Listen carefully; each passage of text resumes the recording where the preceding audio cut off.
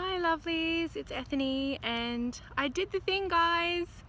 I cut my hair. I just came back from the salon, and it's been, the last time I had short hair was 2011, and I'm gonna be looking for the rest of my hair for probably a couple of days, but it felt like it was time for a change. So I pre-recorded a bunch of videos before I had my hair cut, so you might see the hair length kind of change every now and then, so it might get a bit weird, but hey. So I wanted to kind of have a chat today. I mean, look at the cherry blossoms here. Isn't this ridiculous? It's so beautiful. So I'm at the park. It's sunny for the first time in weeks in Vancouver. It was beautiful yesterday too, and I actually recorded the Kickstarter campaign video for the Awakened Soul Oracle yesterday, and it was not a fun experience. I did not enjoy it. I had technical issues, and I feel like when I'm talking to people or I'm doing videos for YouTube, I feel more relaxed, and I tried all my breathing techniques and it still didn't help. And when I'm doing videos for the Academy, I find that it's, I don't know, it just didn't feel fabulous. But it's done is better than perfect. It's been approved by Kickstarter, so we'll be going to Kickstarter on the 4th of April. So if you're one of the lucky 100 people to get a early bird special, you'll be getting a discount and also a crystal goodie, to be announced crystal goodie. I'm thinking maybe an amethyst point or a clear quartz point. And I just wanted to talk a little bit about the deck, and the sun is directly in my eyes, which is why I'm in my sunglasses, so forgive that. But I want to talk about the deck a little bit and about its creation, and then I'm going to go through the cards that we've finished and talk a little bit about them as well. So sorry about the shaky phone. I won't be on this the whole time. So I did the Prince on a Mount Oracle, and I did the artwork for that. It was a very interesting experience, and it's a very big thing putting your artwork out there, and I learned a lot. My first time going to printers and distribution, and first time doing crowdfunding, and so I learned a lot of lessons doing that. And then I was having these images, these really clear images in my mind, and I'm very clairsentient and clairvoyant, so those are the two clairs for me that are the most engaged. And I would have these incredible, powerful, very clear images come to me, and I would keep a running notebook. I actually have several notebooks, because a lot of you know I am a junkie for the stationery. So I'd keep a running notebook, and I didn't know what there was, like a theme where I would just see these images, so I'd scribble them down, and then I was like, maybe it'll be this type of deck, or maybe this type of deck, and then I let it kind of flow. And then and so I kept collecting for about a year different images, and when I felt ready, I knew I needed an artist. I suffer from probably what is very common to people who have any type of art, where they feel that what they see in their mind is not what gets out on paper, and it's not what they kind of envisioned and what they wanted for their vision. Let's go near the tree. Let's go near the tree. Let's go into the tree. So I can take my glasses off. Woo, ja. There we go. So we're under this beautiful cherry tree. Isn't it stunning? It's like it's snowing. It's so beautiful. So I knew I wanted to get an artist, and I went to my favorite. See, it's snowing. Cherry blossom petals. So I went to Instagram, and I hope they keep it chronological at the moment. We're going through this thing where they're trying to be dick bags about it.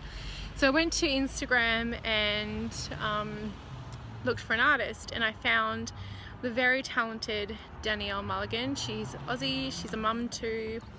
Fell in love with her artwork, asked for her to send through a sample piece of work, loved it. We have a contract, we started to work together, and since then it's just been divine. I have loved working with her, and I'm going to love working with her moving forward, and we have more projects planned together. And so this one, it really started to take form, and I had the name the Awakened Soul Oracle for a while. And that came from really what I like to call a lot of us who are, I would say, are awake. And that's spiritual people and people who are consciously aware and ask why. And that's the thing, isn't it? When we start to ask why about life, and we start to ask why things are the way they are, and can they be better, and can we do better, that's when things really start to shift. I really hope my finger wasn't over the microphone. Me and technology. That's when things really start to shift. So that's what's called the Awakened Soul Oracle. And yeah, it's been very exciting, and it's been very deliberate. The cards have been very deliberate. It's not an art deck that's been turned into an oracle deck. It's a very thought out, planned oracle deck. We've taken a lot of time and consideration into it.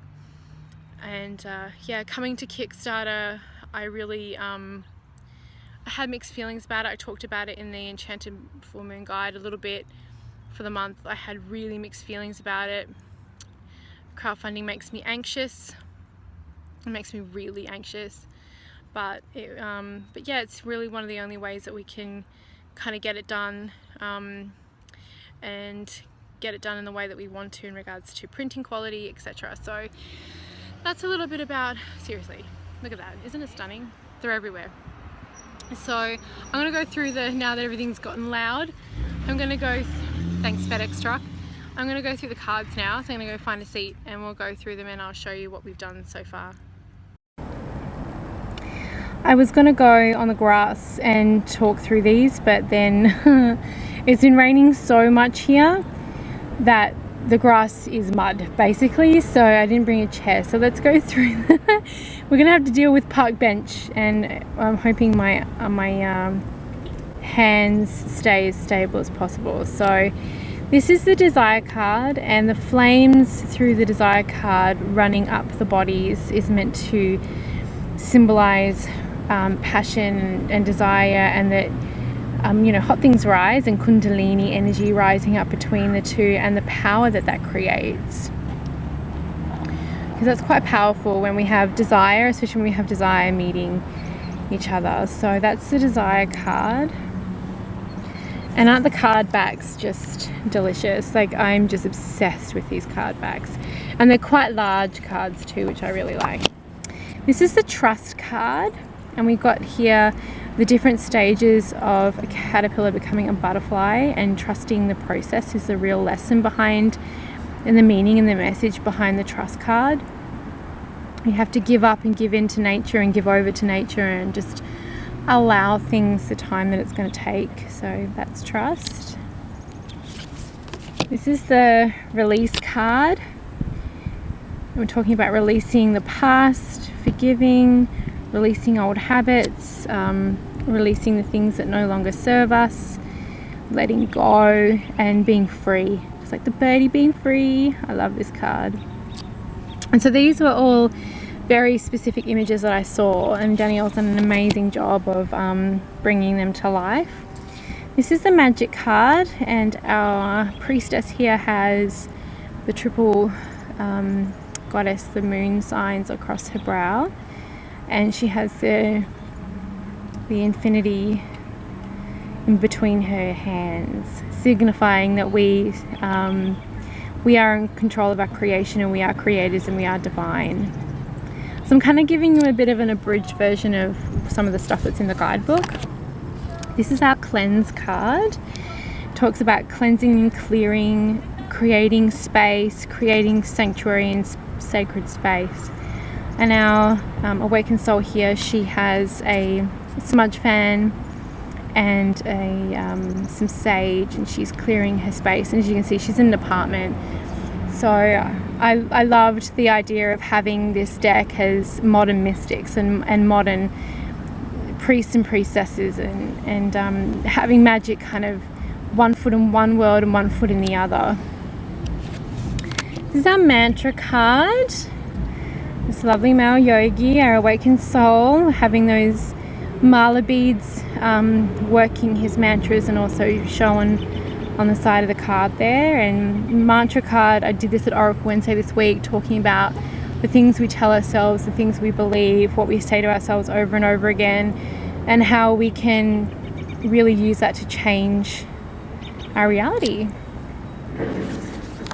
This is the wisdom card, and it's very much a kind of a love letter to my patron goddess Athena, with the owl there, and then the apple being the fruit of wisdom. And then there's the road in the background talking about the road to wisdom and how knowledge turns into wisdom through experience. This is the shapeshifter card. Things are not what they seem with the shapeshifter card. Maybe we don't know what people's motivations are, but things are not what they seem. She's hiding under a hood. She has a very kind of defensive, kind of aware looking around at her, and the wolf is talking. The white wolf is about pure instinct and trusting our instincts when people may be trying to tell us one thing and we know not to believe it. This is the confirmation in this card. Sorry about the shakiness. Not to trust everything that's told to us. This is the knowledge card. This kid just kills me, so cute. And how we acquire knowledge, and when this card is pulled in a reading, you know, more information is needed. You need to dig deeper and look further into something and acquire knowledge and share knowledge, and that knowledge can inspire you to do things and to go places and to experience newness. Then we have the grounding card, which is a lovely awakened soul sitting with a crystal grid, and the grid also runs up her chakras. You can see a rose quartz at her throat, and this card is about connecting to Gaia, grounding, clearing your energy, putting any negative energy back into Mother Earth, and really connecting there and grounding and centering your energy and cleansing. Different to the cleansing card, because this is more, I'm just going to shift, this is more about this is more about grounding the body than cleansing the space of where you live. The shadow card, sorry folks, the shadow card, which is all about our shadow side and being honest with ourselves, dealing with our shadow, what's under the mask. So the mask there is what we project and what's on the outside, and then we have really what's going on underneath. The candles there are the illumination that we can find through inner truth. I adore this card too. I mean, I guess I like them all because I'm a bit biased, right? This is the adventure card, so seeking new experiences, new people, new places, getting outside your comfort zone, testing yourself, trusting yourself, all those amazing things that adventure offers, and the calling to adventure too. Our mirror card, our lovely awakened soul staring deeply into the mirror of ourselves, the mirror of our relationships, the mirrors of life, the lessons that we get reflected back to us, all those sacred things that we learn through being a mirror for other people, and the mirrors we have in our lives as well. The dream card, so dreaming, but also being, a little asleep, being a little asleep, maybe needing to kind of maybe wake up a little bit, but mostly this card is about dreaming and dreaming of bringing what you want into reality and being peaceful and stilling the mind and creating in a beautiful space. Like, I have quite visual and vivid dreams, and she looks pretty peaceful there, so she's having a pretty good dream. And what your dreams are and what do you really want to go for in life. Our rescue card, it's going to shift again.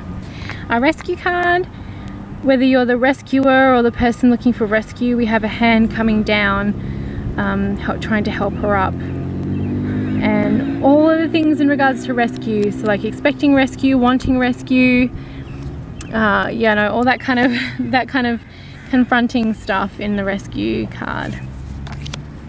And then we have I'm going to just do this. Then we have our fun card. Our awakened souls have just done the color run, and just having fun, connecting with community, connecting with each other, and having a good time. I always say fun is like eat with your hands and play with the kids and connect with the inner child. Go put that tutu on and run around and paint and dance and sing and all those fun things. So